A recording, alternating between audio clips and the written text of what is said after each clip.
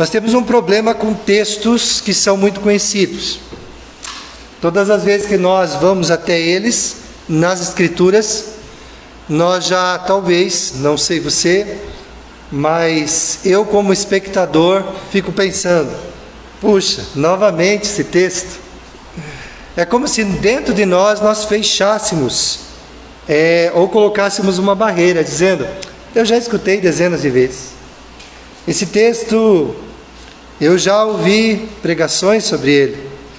Algo de novo que eu possa aprender, como eu disse para vocês, sempre algo novo. A palavra de Deus, ela fala de diferentes formas. Há algo sobrenatural que acontece quando eu leio as Escrituras, e nós chamamos isso de iluminação. E ela vem pelo Espírito Santo de Deus. E eu espero que essa luz de Deus possa estar nessa noite aqui. Há duas coisas importantíssimas que eu e você precisamos dentro da nossa casa. Uma delas é o sal e a outra delas é o sol.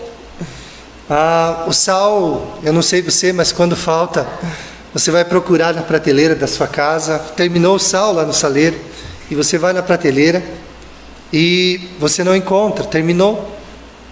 Você não pode deixar para depois. Você precisa usar naquele dia. Você tem que temperar alguma coisa.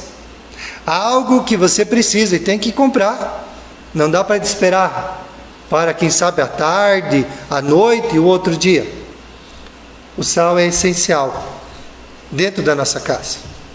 Mas o sol também. Eu já disse isso algumas dezenas de vezes. Mas para mim foi muito importante. Uma vez ouvi que havia um ditado italiano que dizia assim: se o sol não entrar na sua casa, os médicos precisam entrar. O sal, o sol, né? O sol, a luz, ela faz algo dentro do nosso lar. Ela vai fazer uma asepsia dentro da nossa casa. E por isso que é muito necessário. Se você não deixa o sol entrar na tua casa, os médicos provavelmente vão precisar entrar. Sal e sol. O texto que nessa noite eu quero explorar com vocês, ele fala dessas duas coisas. Como eu e você, cidadãos do reino, precisamos ser. Eu estou falando com a igreja e quero continuar a fazer isso, explorando o capítulo 5, o sermão, talvez o mais importante de todo o ministério de Jesus. Ele estava falando a respeito de como deve ser aquele que nasceu de novo. Como ele se porta, quais são os seus sentimentos, de que maneira ele deve sentir as coisas. E quando ele começa falando das bem-aventuranças, uma multidão estava ouvindo ele. E ele então passou a ensiná-los. E ele começou dizendo: são muito felizes aqueles que têm, ou que são humildes. Em uma outra palavra, pobres. Porque eles necessitam em tudo de Deus. Se você é pobre espiritualmente falando, você precisa adquirir coisas. E você precisa correr para aquele que pode te dar, o nosso Deus. Se você for humilde, pobre de espírito, o reino dos céus será teu. Ele disse mais do que felizes são aqueles que choram. Que contradição. Ser feliz e chorar. Mas é porque eles choram pelos seus pecados. E porque eles choram pelos seus pecados, eles serão perdoados. E porque são perdoados, então serão consolados. E a felicidade vai reinar no coração de alguém que é perdoado. Mas Jesus disse mais: bem-aventurados são os mansos. Quando o mundo diz que você deve ser um leão, quando o mundo diz que você tem que, se preciso for, passar por cima de quem for necessário para ter aquilo que você quer, a Bíblia diz: seja manso, porque você vai herdar a terra. Mais do que felizes são os que têm fome e sede da justiça de Deus, não da nossa própria justiça, porque eles vão ser fartos. Bem-aventurados são os limpos de coração, porque verão a Deus. Bem-aventurados os pacificadores, porque serão chamados filhos de Deus. Aqueles que promovem a paz. Aqueles que onde chegam, trazem a paz. Eles, em vez de jogar um galão de gasolina no fogo, eles apagam o fogo. São aqueles que chegam e, aonde tem uma briga, uma desavença, vai trazer então a pacificação. São bem-aventurados esses. Bem-aventurados então são os perseguidos. E na 8ª bem-aventurança fala da perseguição. Sim, você vai ser feliz. E a gente vê nas Escrituras homens e mulheres que foram perseguidos e se alegraram por isso e disseram: nós somos dignos de ser perseguidos por amor a Jesus. Ficaram felizes. Então, essa primeira parte das bem-aventuranças fala a respeito de como você é. Você não pode ter apenas uma dessas bem-aventuranças. Você precisa de todo esse leque. É como o fruto do Espírito. Você não pode apenas ter paz e não ter alegria. Você precisa de todas as 9 forças do fruto do Espírito Santo. Você deve apresentar tudo isso. Assim também são as bem-aventuranças. Você já nasceu de novo? Se você nasceu de novo, não adianta apenas ser pobre de espírito. Você também tem que ser manso. Não adianta você ser apenas limpo de coração. Você também tem que ser misericordioso. Tem que apresentar tudo. É isso que um cidadão do reino deve apresentar. Jesus, terminando as bem-aventuranças, então ele diz: como vocês devem ser para o mundo? Sal e sol. Sal e luz. E nessa noite eu não quero falar para vocês das particularidades de cada um. Até eu posso enumerar: o sal que tempera, que preserva, que alimenta; o sol ou a luz que ilumina, que faz asepsia, que esquenta. Eu quero falar de algumas coisas diferentes. Eu quero dizer para você que é um cidadão do reino, que já nasceu de novo. Você precisa apresentar lá fora essas duas coisas. Você precisa ser sal e luz aonde você estiver. E já pensou a diferença que faz um só cidadão do reino, filho de Deus, discípulo de Jesus, aonde ele está? Um só, dentro de uma escola, dentro de uma universidade, talvez com mais de 40 alunos junto. Se um só for sal e luz, ele vai fazer diferença. Se um só, no meio de muitos funcionários, for sal e luz, a empresa vai ser diferente. Se um só, dentro de uma casa, onde existem talvez muitos filhos, talvez uma grande família, se um só for sal e luz, vai ter diferença. É por isso que Jesus está dizendo isso para aqueles discípulos e para aquela multidão. Vocês já nasceram de novo? Porque se vocês nasceram de novo, vocês precisam ser isso para o mundo: sal e sol, sal e luz. Jesus, quando falou desse sermão, ele estava a uns 160 quilômetros ao sul, perto do Rio Jordão. E esse Rio Jordão, você sabe muito bem que ele corre para o Mar Morto. Nesse Mar Morto, que é tão salgado, mas tão salgado que praticamente não tem vida lá, nasceu uma comunidade monástica que foi chamada dos essênios. E os essênios são chamados filhos da luz. Por causa dos essênios é que nós temos os pergaminhos do Mar Morto, que foram achados no século passado e que foram muito importantes para falar que a Bíblia é de fato real, aonde foram achados pergaminhos do Mar Morto, datados de 800 anos antes de Cristo. Foi muito importante essa descoberta. Mas essa comunidade que vivia lá, eles escolheram fazer uma coisa: se fechar. ir para longe das pessoas. E eles que tinham o nome de filhos da luz, não conseguiram brilhar aonde deveriam fazer isso, no meio do povo. Nessas metáforas dessa noite, né? Sal e luz, nós podemos aprender muitas coisas. A primeira delas, Jesus está afirmando o seguinte: o mundo jaz nas trevas e deteriora-se a cada dia. Cada dia que passa, você vai vendo que as coisas não melhoram, elas pioram. Cada dia que passa, você escuta pessoas falar o seguinte: olha, no meu tempo era diferente. Olha, no meu tempo as coisas não eram desse jeito. Havia menos violência, havia menos corrupção, menos maldade. E eu tenho uma péssima notícia para falar para vocês, vocês já sabem. As coisas não vão melhorar.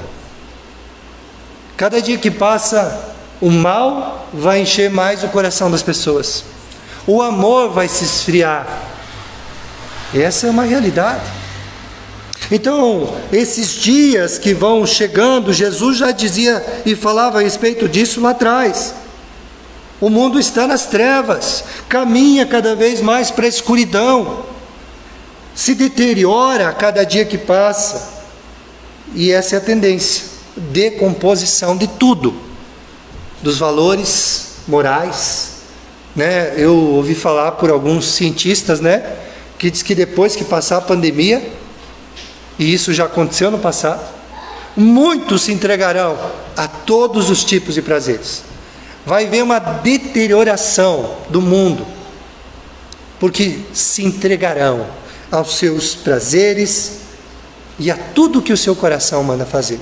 Passamos tanto tempo fechados, passamos tanto tempo sem poder fazer nada, agora vamos fazer tudo que dá na nossa cabeça. As coisas parecem que vão piorar. E essa estrutura mundial de pecado, aonde afeta o mundo e tudo que nós conhecemos, ela tem um DNA. Esse DNA é do diabo. É ele que manipula, ele é o manipulador de todas as coisas. Ele, aonde toca, estraga, ele não melhora, né? Algumas pessoas dizem que fazem pacto com ele para ganhar alguma coisa, ganham talvez alguma coisa aqui e perdem a sua alma. Então, aonde ele toca, o mundo também é assim. Ele vai se estragando a cada dia que passa. Quando a gente vê no verso 8, no capítulo 5, bem-aventurados os limpos de coração, Jesus estava preparando sua igreja para viver no mundo. E ele está dizendo, bem-aventurados são os limpos, porque vão ver a Deus. E aqui, essa palavra limpo, ela não está falando de resistência à carne, mas da resistência ao mundo. Qual é o maior inimigo talvez hoje? Claro, a gente sabe que o maior inimigo é o diabo, mas ele manipula o mundo contra a igreja, contra os filhos de Deus. E os filhos de Deus foram chamados para rebater isso, sendo o quê? O sal que conserva, o sal que não deixa deteriorar, que aonde está não deixa apodrecer, seja qual for o ambiente que está. Por isso que eu disse antes, se você é um filho de Deus, e se você mostra essas características de um cidadão do reino, aonde você estiver, não precisa de uma dúzia, não precisa de 20, não precisa de 100 pessoas, um só vai fazer diferença. Um só vai travar a corrupção. Um só vai debater aquela opinião talvez de um professor comunista, falando que a família é uma coisa inventada para arrecadar recursos e tantas outras coisas. Um só aluno, um só homem na sociedade, uma só mulher pode fazer toda a diferença. Jesus está afirmando, o mundo se estraga cada dia mais, mas eu e você fomos chamados para fazer uma coisa: retardar isso. A igreja do Senhor foi chamada para retardar essa corrupção, esse estrago que o mundo faz. Por isso você é chamado para isso. Jesus disse: se você é um cidadão do reino, se você nasceu de novo, você precisa ser. Ele coloca aqui bem claro: vós sois. Ele não está dizendo assim, ó, se vocês quiserem, vocês podem ser. Se vocês quiserem, olha aí, né? Eu já fiz bastante coisa para vocês, assim, eu já morri na cruz por vocês, e assim, agora eu estou fazendo um pedido, assim, ó, de todo o meu coração, vão e sejam sal e luz. Ele não está dizendo isso. Ele está fazendo uma afirmação, dizendo: se você nasceu de novo, você não pode fugir dessas características. Você não pode fugir dessas duas coisas que fazem toda a diferença no mundo que se estraga e que está nas trevas. Luz para o mundo que está nas trevas, sal para não deteriorar e não se estragar mais cada vez o que esse mundo está fazendo. Você tem sido assim? Jesus está afirmando isso. Vós sois. Você é? Você está misturado? Porque uma das coisas que a gente vê claramente aqui é que naquele tempo o sal era buscado no Mar Morto, longe das cidades. E quando eles pegavam sal, não tinha aquela técnica de tirar todas as impurezas do sal. E o que acontecia? Acontecia que vinha outras coisas junto. E o sal, que não tinha o poder de salgar, como era um pó branco, era jogado nas estradas. E aí, então só serviu para uma coisa: ser pisado. É por isso que Jesus diz isso aqui. Ele fala de mistura. Uma luz que não brilha não serve para nada. Um sal que não salga também. Não tem como ser meio termo, meus irmãos. Ou eu sou, ou eu não sou. Ou eu sou cidadão do reino e faço diferença, ou eu não sou. Era isso que Jesus estava colocando aqui. Não dá para se misturar com o mundo. Ai, mas eu gosto tanto de algumas coisas do mundo, eu faço algumas coisas, eu acho que não tem problema. A gente sempre tem aquela historinha, né, de dizer: o que importa é o meu coração, né? E o meu coração diz que não tem problema. Mas você já consultou Jesus para saber sobre isso? Lugares aonde você frequenta? Pessoas que você conversa e que não consegue fazer a diferença? Situações que você enfrenta? Você já perguntou para Jesus o que ele pensa disso? Roupas que a gente usa e tantas outras coisas mais. Você tem sido sal e sol? Você brilha ou está escondido? Você salga ou você está misturado? Por isso, meus irmãos, em segundo lugar, Jesus afirma: nós, a igreja, somos isso, sal e luz. Nós temos uma missão. Essa missão foi dada pelo próprio Jesus. Vão e façam diferença. Vós sois. Eu não estou dando um exemplo apenas. Eu estou mandando vocês fazer isso. Veja, Jesus teve que andar longe das cidades, porque uma multidão o perseguia. Eles sabiam que ele fazia milagres, eles queriam ser curados, mas mesmo longe Jesus fazia diferença, porque quando curava as pessoas, ele também chamava para ensiná-las, para falar que o reino de Deus estava próximo, e que Jesus estava chamando pessoas para fazer parte do seu time, para se converter dos seus maus caminhos e ser de fato cidadãos do reino, longe das cidades. As nossas estruturas, é fácil ser sal e sol aqui dentro. As nossas estruturas como igreja, quem sabe as finanças que temos, quem sabe aonde eu estou, as nossas estratégias, as nossas influências, elas não são sal e sol ou sal e luz. É você que é sal e luz. Você foi chamado para isso. Não se esqueça que o método de Deus para a evangelização é você e eu. E é fazer a diferença. Eu pergunto para você, você consegue fazer diferença? Aonde você está? Ou ainda você está naquele de agente secreto? Olha, eu prefiro que as pessoas não saibam, porque eu estou preparando umas estratégias assim, é tipo aquele jogador que nunca entra em campo, mas ele vai tudo preparado. Ele passa, ele está com camisetinha de futebol, ele está com calção, ele tem meia de jogador, ele tem chuteira, ele passa aqueles produtos que tem um cheiro forte, né? E se aquece, mas ele nunca entra em campo. Que tipo de atleta você é? Um atleta de Cristo ou não? Você é o método de Deus para fazer a diferença. Você crê mesmo no Evangelho? O teu coração é de Cristo, mas todo ele. De fato, você tem feito a diferença em ser isso. Você está apaixonado por Jesus mesmo? Ou você está brincando? Eu imagino que não. Eu conheço muitos de vocês e sei do testemunho que vocês dão.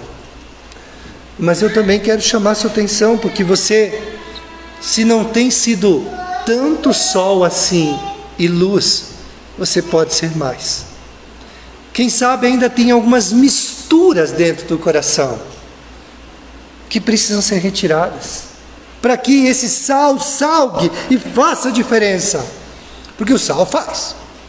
Coloque um pouquinho mais de sal na comida para você ver. Você tem uma mão pesada, as mulheres têm mão pesada para o sal. Aí chega o marido e diz: querida, hoje o negócio está meio salgado, né? O sal faz toda a diferença. Você precisa ser assim aonde você for. Em último lugar, eu queria dizer para você que Jesus também afirma que o sal que perde o sabor é imprestável, e a luz escondida é inútil. É isso mesmo, não tem meio termo com Jesus. Ou é ou não é.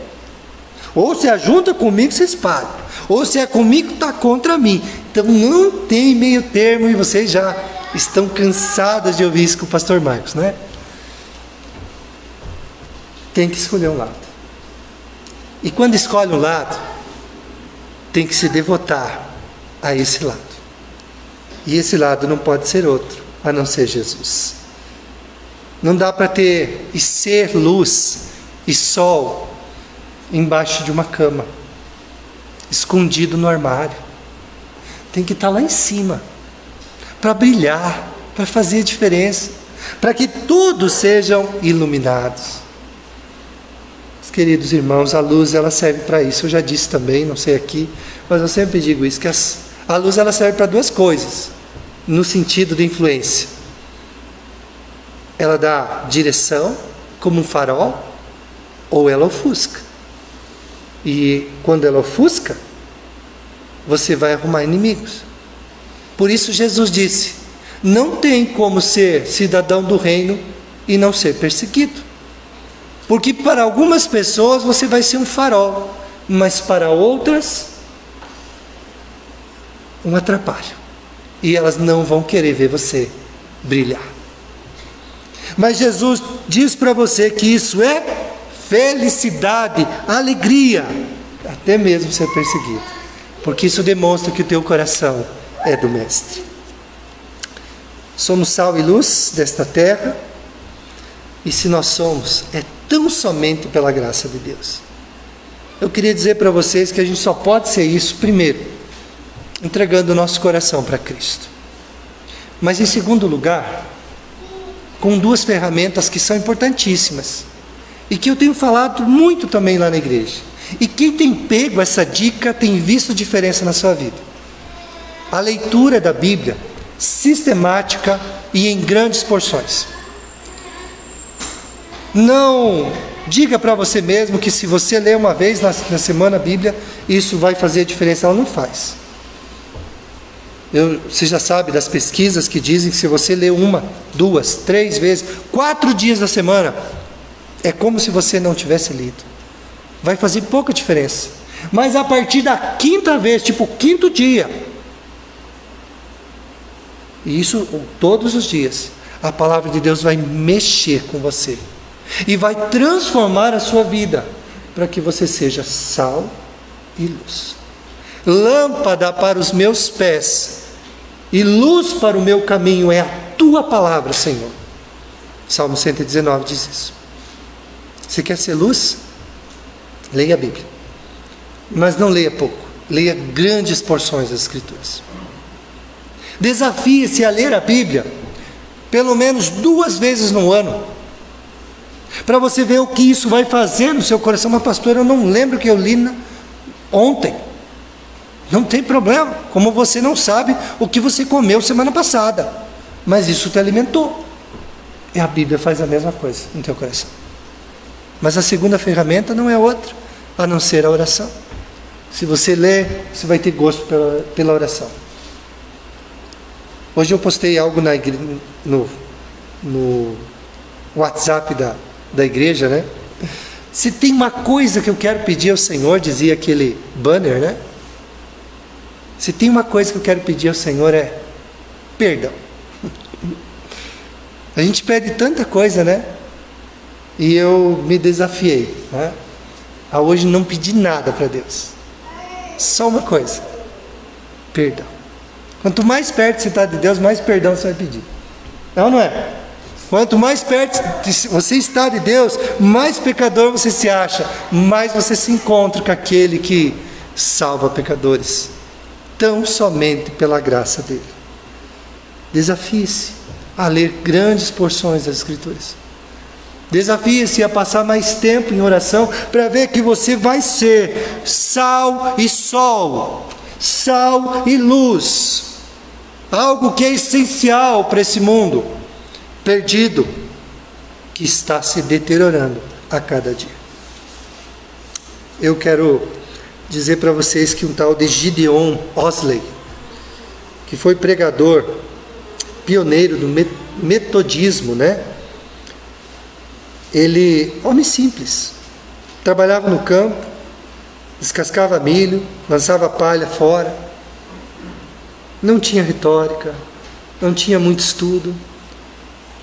E a história conta que ele fez uma oração e ouviu nessa oração então a voz de Deus, que dizia: prega o evangelho, Gideon. E ele respondia: eu não sou capaz. O Senhor continuou dizendo: Gideon,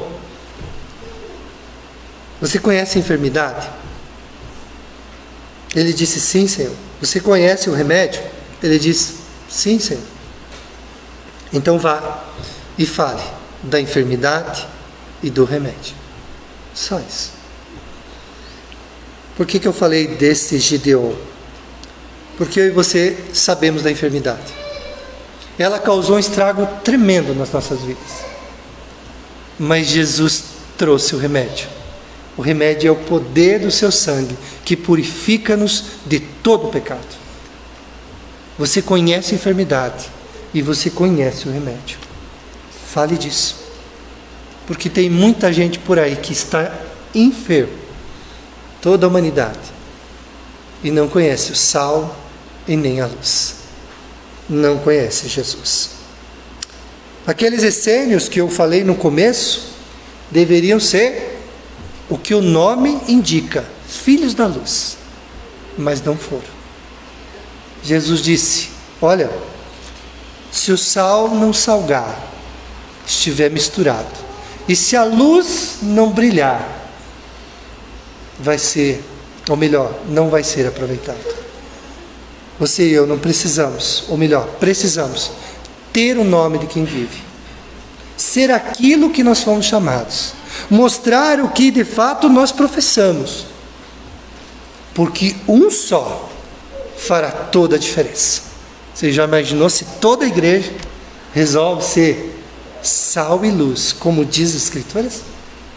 O que será dessa cidade? Eu digo que um só homem fechou bares na Europa durante 100 anos. Um homem. E perguntava: não tem um lugar para a gente tomar? Não tem uma taberna aberta para a gente tomar alguma coisa? Não, os bares estão fechados. Mas por quê? Porque o fulano passou por aqui, pregando o evangelho, e a nação inteira se converteu, e os bares foram fechados. Um só. Você já pensou se você se desafiar? E tirar a mistura do coração, daquelas coisas que não prestam. Porque quando a gente se mistura com o mundo, seremos julgados com o mundo. O Apocalipse diz isso. Não dá para misturar com o mundo. Não dá para esconder a luz. Não dá para ser sal que não salga. Você conhece o remédio e você conhece a enfermidade. Quando você sair daqui, faça aquela tua oração dizendo: Jesus, o que faremos nesse dia juntos? O que juntos faremos? Ele vai te ensinar a ser sal e ser sol aonde você estiver. Amém? Eu quero orar com vocês. Quem sabe você nessa noite pensou um pouquinho sobre a tua vida e tem umas misturas por aí. Tem alguns pecados que estão atrapalhando você de brilhar, que estão atrapalhando você de temperar aonde você vai. E às vezes você tem vergonha de falar de Jesus por conta disso.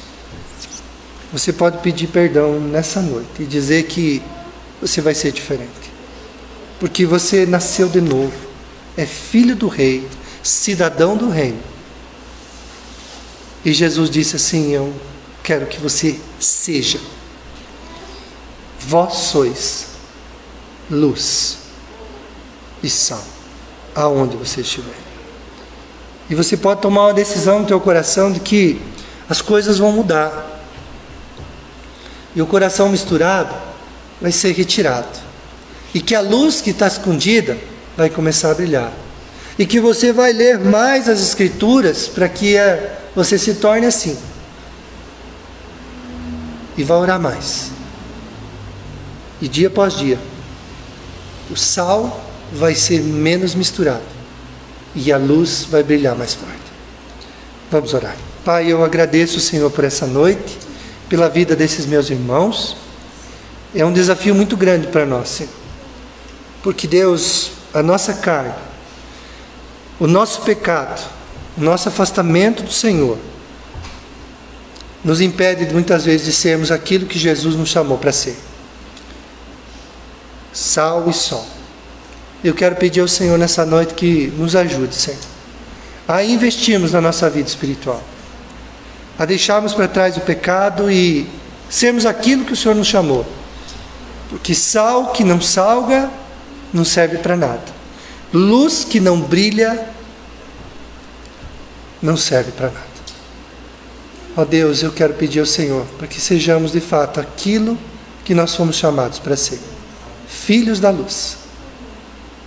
E assim nos apresentamos aonde estivermos para fazer diferença. Se um só, Senhor, for assim. Ó Deus, se eu for assim, se esses meus irmãos forem assim, desafiados, e então apresentar, as coisas mudarão na nossa sociedade e aonde estivermos. Ajuda-nos e nos perdoe, Senhor, pelas vezes que a gente não é. Por favor, Senhor, em nome de Jesus.